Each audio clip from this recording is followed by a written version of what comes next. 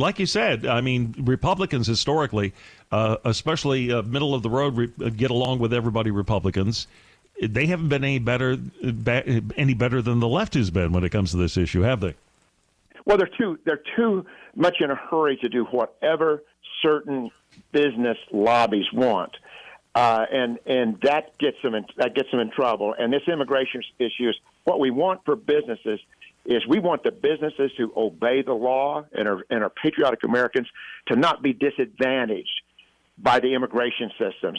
I will say one thing for Texas listeners is that you have Republican state officials who really stood up to the federal government about this open border stuff. They're doing some great work down there. But for decades, the Republican leaders in Texas have refused to push through a mandatory verify system, which cut off the main magnet that these people are coming across. They can't get jobs. Most of them won't come.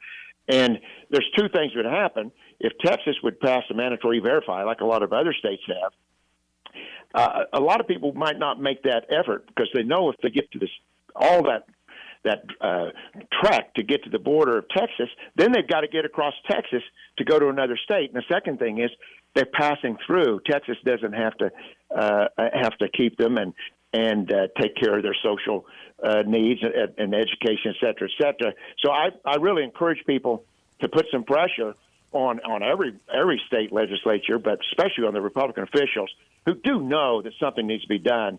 But they need to get to work on cutting off this jobs magnet, E-Verify, mandatory E-Verify. You're right. You're absolutely right about that. I mean, they all talk tough about protecting the border with walls or what have you, but I never hear any of them. I haven't heard for a long time any of them talk about E-Verify or any other, or punishing employers who hire these people.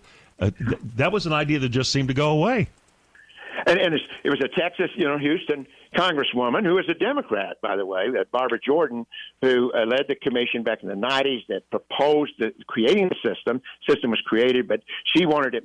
She said, it has to be mandated, and it's never happened in Texas or in most of the states around the country.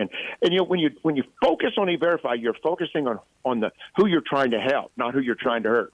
What you're trying to do is to help those Americans that aren't in the job market to get those jobs, to keep those jobs from going to from illegal workers.